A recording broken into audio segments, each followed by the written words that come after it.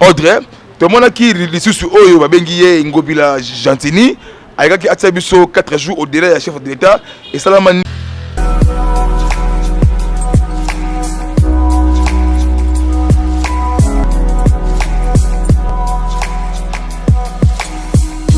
côté mingi nzambe abatela bino pe abatela pe na koleloko oyo merci ya mingi vraiment na bato bandaka biso na Kinshasa na Lubumbashi na Butembo na Beni na Kivu Goma na au plateau de Minembwe na Bakongo na Bandundu na Kasai na Mbujimai na Kabia Kamwanga nzambe abatela bino de tous pays ya mingi oyo topona sous lelo pe na mikili ya poto ba diaspora partout en Europe, en Amérique, en Asie, en Océanie. Bon, il y a les besoins de bandavement. Je peux dire merci mingi na kolo nzambe o abateli tata ekolo ya mboka la biso azali bien certains azali normal. Bon, et là ko o eza ko pesa so passe kaka likam o ya poison o eza ko sigile na présidence parce que to le bateau le baté faut la vérité. Faut la vérité trop bon baté parce que trop c'est trop, faut dénoncer tout la vérité. Parce que le oyo ndinga tata mokonzi ya ekolo bato bazo kufa à chaque fois ko ça coronavirus, ce n'est pas coronavirus, c'est un poison et ça détruit surtout le conseil des chefs de l'État. Maintenant, quand il y a présidence, tu as un conseiller, Caméra 300, biso 300. Mais comment quand on a Koufaka, Jacques Ilunga a dit que les bâtonniers Mukendi, après rencontre de Caméra, Kabila, Kuna, les bâtonniers Mukendi, accueillis. Maman Monique, les bossos, trop c'est trop combattant et combattante. Partout au monde, tout la mouka, le beaucoup. Ce n'est pas le moment de poison de tuerie. C'est un moment d'état de droit, moment de sunamboka, mboka tout et tellement. Tata Mokondi école Félix Simon Mboka, tout ce qui Chilombo. Tata Mokondi a sorti mesure, il y a Pumbo et Pepenaye, Bapana Nabanda jusqu'à nouvelle Audrey. Tout le monde qui est sur Oyo, Babengiye, Ngobila Gentini. Ayaki atia biso 4 jours au-delà du chef de l'État et ça la manière parle au monde. Et c'est là qu'ils sont bien préparés pour détruire notre pays. Mais pas ça la pillage, pas ça le col là-bas créé moi au boulot mais le président a déjoué mon carte à Bomi et là qu'on voit monsieur Bango et qui na kati ya mai tu vois et c'est là qui pe a gangela qui makasi Gentini Ngobila malamoko tamo konti ekolo a ça là qui convocation il y a réunion moko stratégique militaire si conseil de sécurité à Bengaki il y a la police il y a armée ministre cabinet tout ça là qui vont parce que là il y a problème il y a Kasumbalé ça les cambo oh le tongo awa le lundi to la muki awa soit disant Mwanda Semi parce que Mwanda Semi n'est pas congolais parce que Bolimbi Sanga pour on a bibongo parce que Mwanda Semi vous comprenez ce n'est pas le moment où créer trouble tant que Mokonzi Mboka a pekisi rassemblement à 15 10 personnes Mwanda Semi faut que président pourquoi quand on a impoltesse na kati ya mboka OK lelo awa na kitambo hein bon ko yemba banzembo en tout cas bravo na la police congolaise ba ko disperser bango na gaz lacrymogène ti ba kemi wana en désordre calme ko kota asiko et loko esalabi na Kasumbalé ça c'est un coup c'est une mission un coup préparé contre Fati contre pays mais trop dénoncer yango mabe moroté au salama parce que ba kenda ki kuna na Kasumbalé ça ba infiltrer un gentil Gédéon Kingwana parce qu'il y a un même mise il y a un main noir au bas derrière Gentini Ngobila ba kenda ki kuna parce que tout le monde qui comment na Gentini Gédéon asala na manduki dans la PC bama manduki wana toi qui Gédéon a dirigé vers Kasumbalé na forêt il y a un conteneur avec les armes eux dans la carte on va créer trouble parce que na KBC batu ya Katanga boza la vigilance très vigilance parce que l'ingaba mené loko moko tantôt lundi tantôt mardi mabulu ya makas et ça la manaka Kasumbalé ça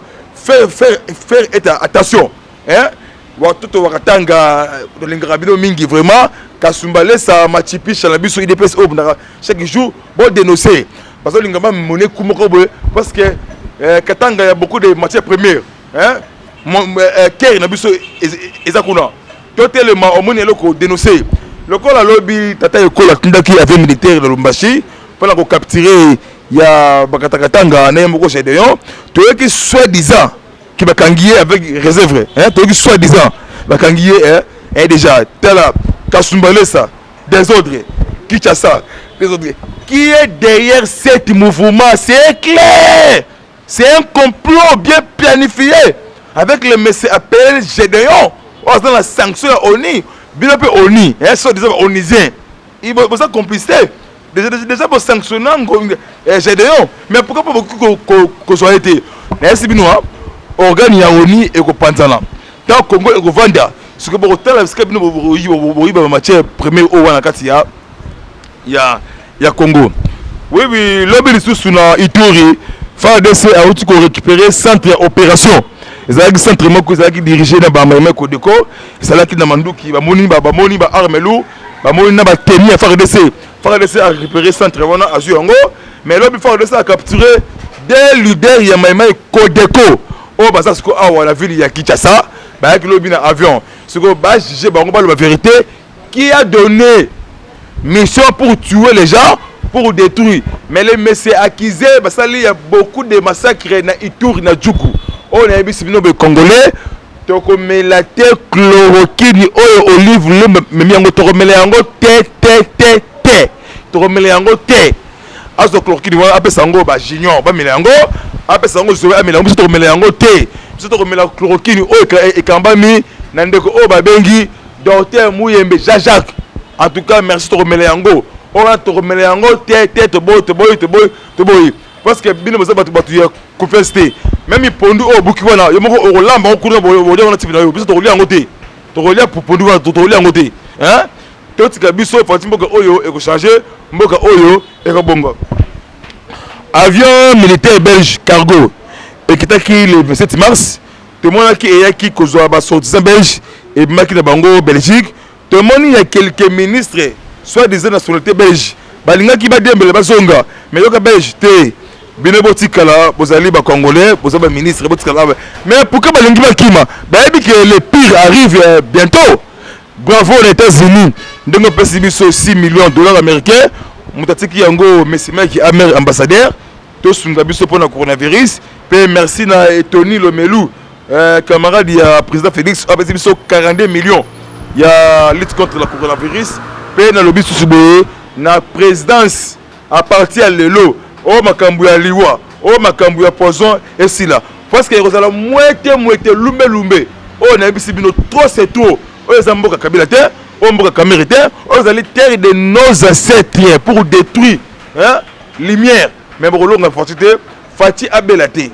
Fati Ab matin Bomalita maté. Oh Nabisibino. Oh Fati Abelate ba.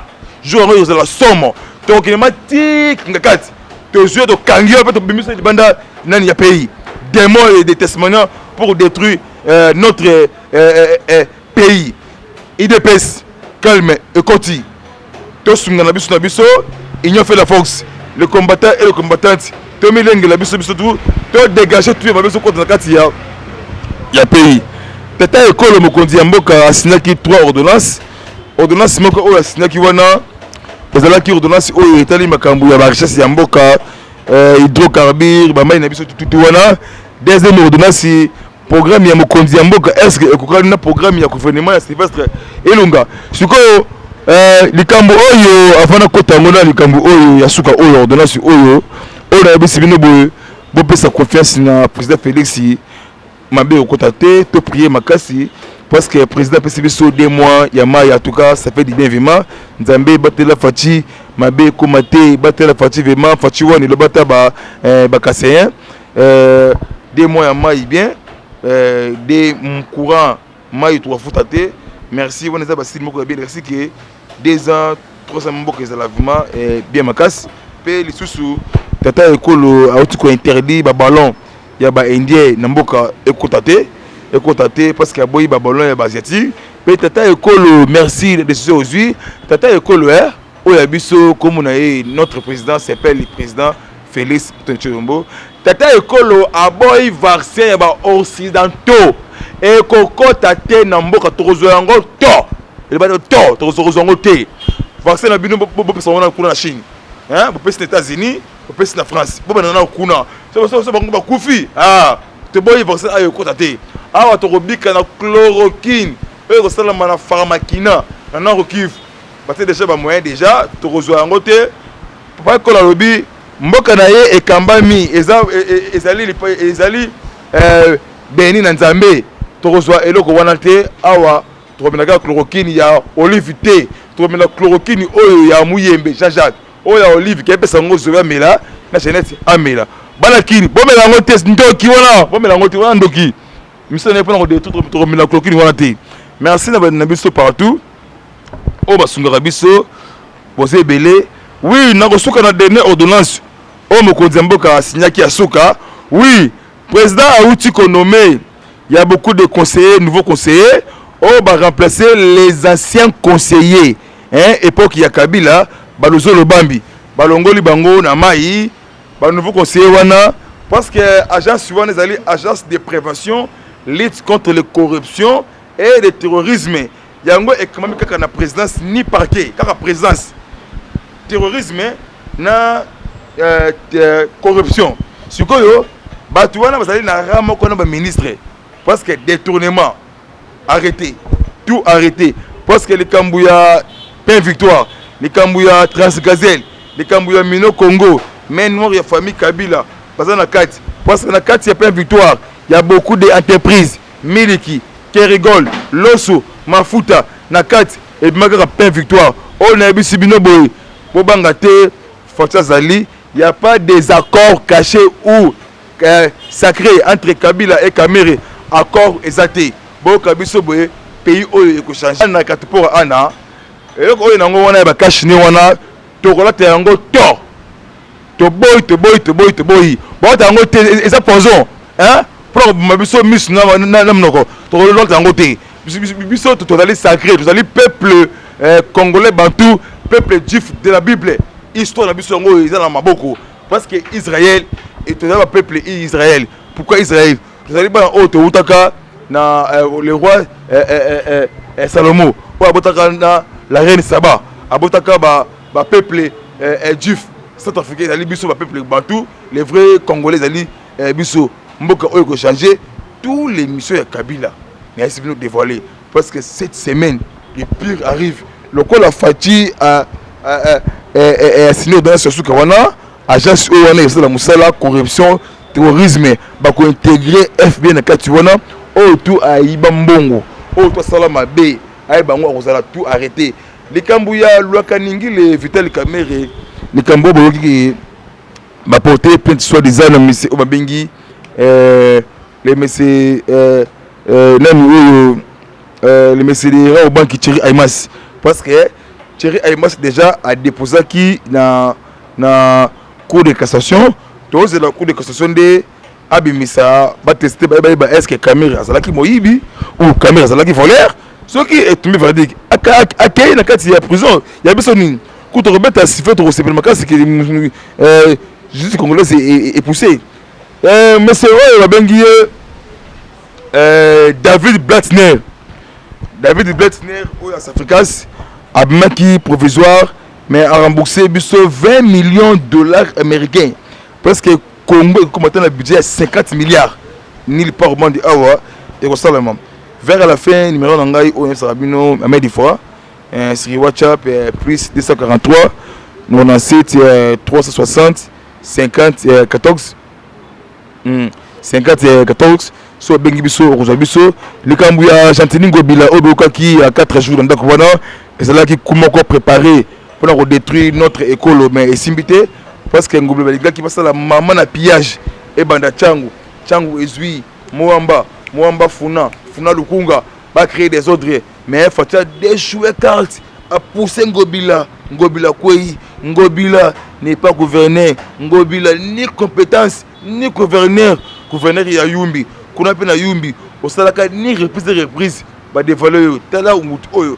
tala mabe hein ils sont kana mabe yeba yango boye okozala limogé na ministre intérieur yongo bila kala mingi te oyo ba ngo bien tout le complot na yo na kati ya mai mboka oyo ko beba te liwa ezate Fatia ça dit toujours na kati ya pays ko sunga pepe na ye mboka évancé président na biso ça négatif nzamba ba ko so batela ye ko mila été premier bateau oyo kaki ko kitana Kasai précisément na territoire ya na village ya Kabiaka Mwanga bateau kitaki wana ezaki bateau uti na niveau ya Europe kuna yaki bateau et plus de 1300 tonnes qui était ici ciment ekitisi loso